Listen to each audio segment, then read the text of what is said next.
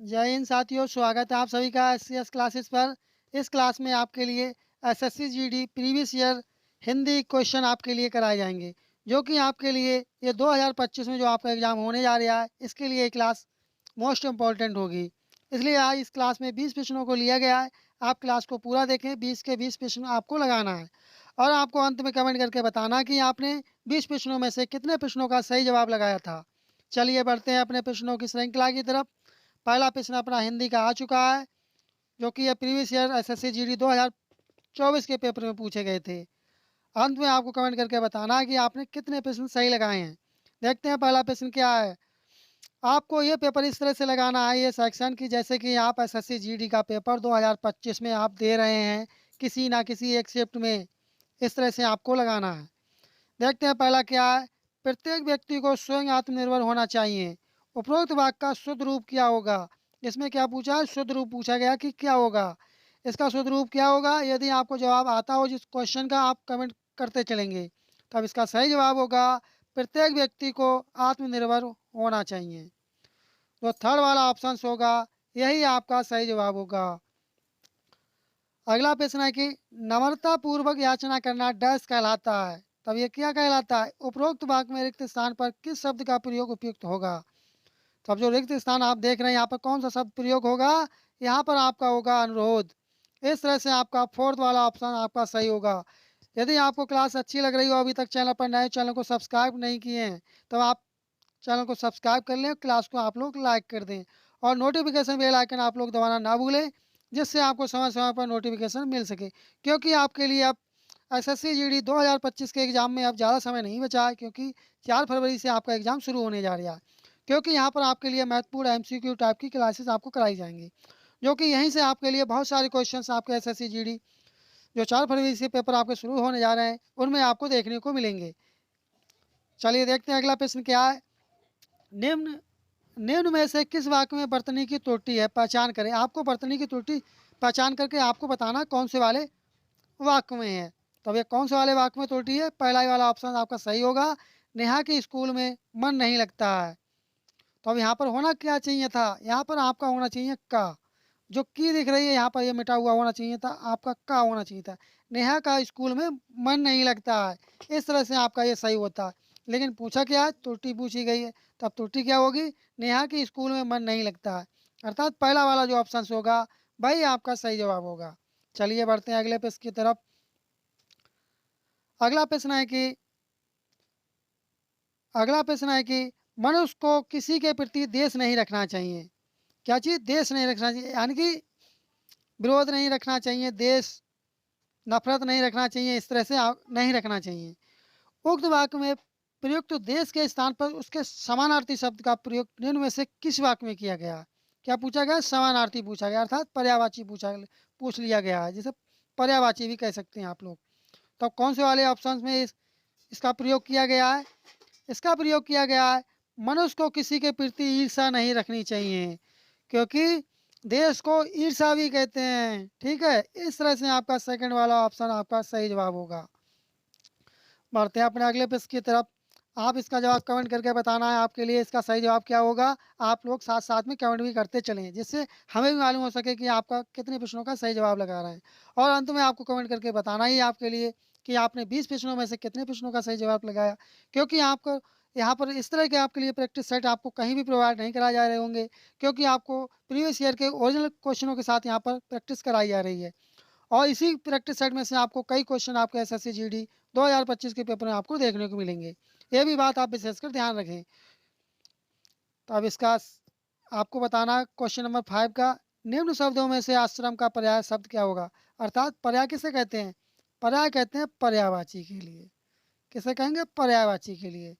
तब पर्याय का पर्यायवाची, तब इसका पर्यायवाची क्या होगा, आश्रम का। आश्रम का पर्यायवाची क्या होगा, आश्रम का पर्यायवाची आपका होगा अखाड़ा। क्या हो जाएगा, अखाड़ा। इस तरह से आपका थर्ड वाला ऑप्शन आपका सही जवाब होगा। बढ़ते हैं अपने नेक्स्ट क्वेश्चन की तरफ।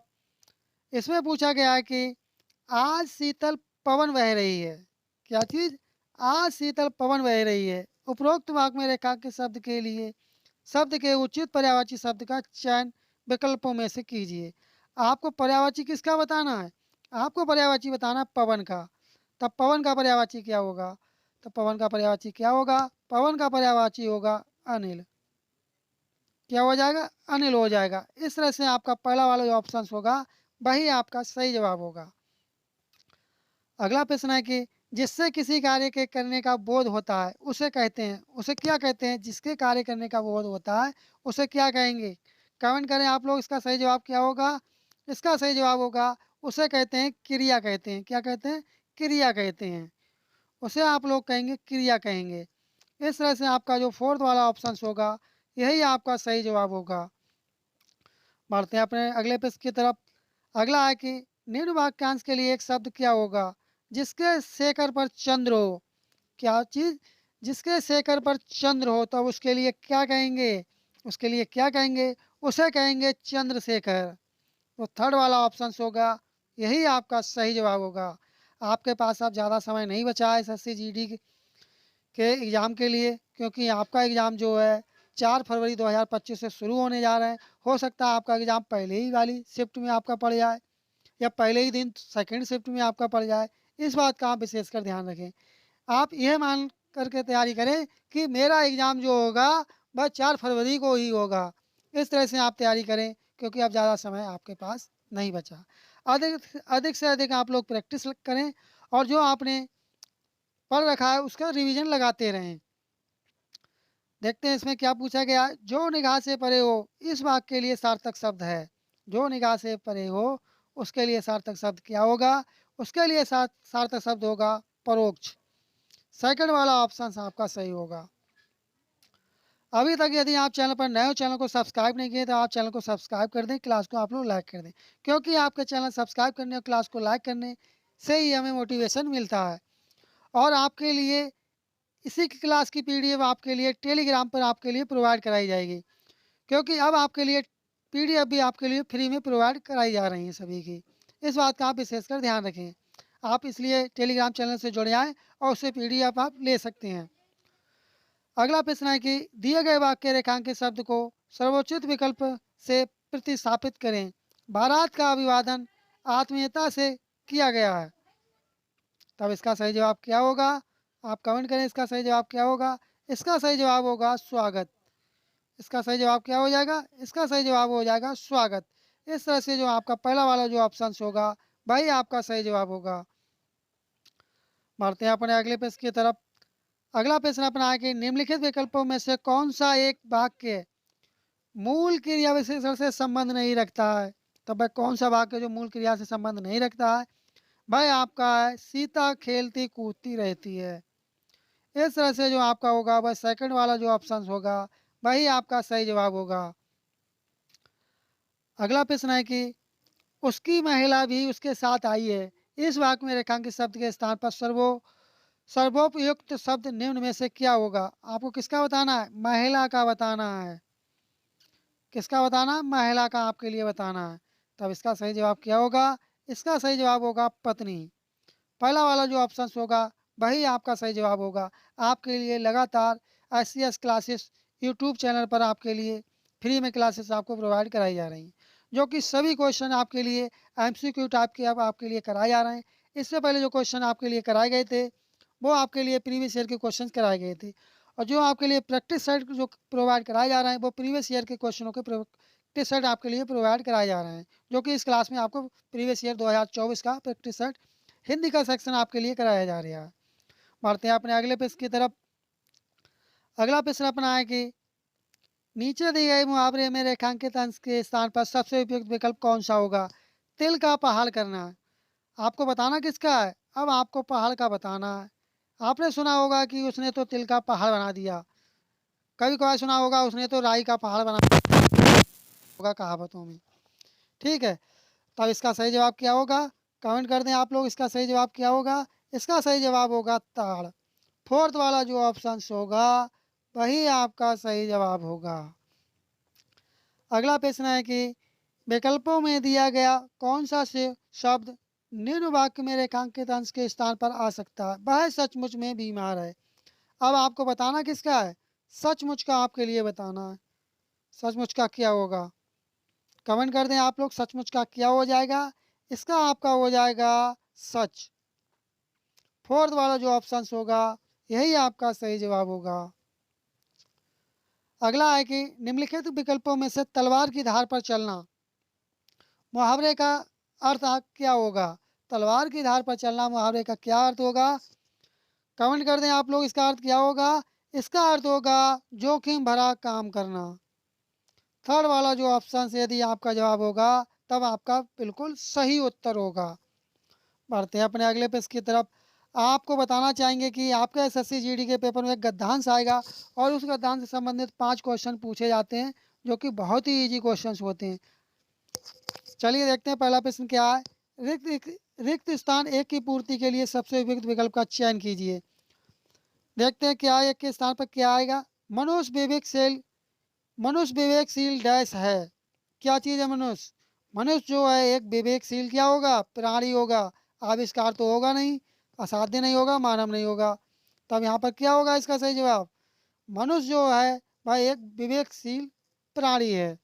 इस तरह से आपका पहला वाला जो ऑप्शन होगा वही आपका सही जवाब होगा। बढ़ते हैं अपने अगले पेज की तरफ। अगला आपको बताना कि सेकंड के स्थान पर क्या आएगा। यहाँ पर सब कुछ जानने और समझने की डैश उसमें विद्वान है। किसमें?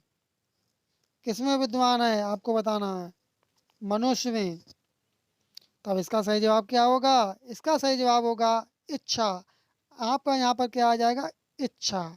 इस तरह से जो आपका सही जवाब होगा भाई होगा आपका फोर्थ वाला ऑप्शन। चलिए बढ़ते हैं अपने अगले पेज की तरफ। अगला आपको बताना कि थर्ड के स्थान पर क्या आएगा। यहाँ क्या आएगा? विशेष विशेष ज्ञान रूप विज्ञान उसकी इसी डैश वृत्ति का परिणाम है। तब थर्ड के स्थान पर क्या आ जाएगा?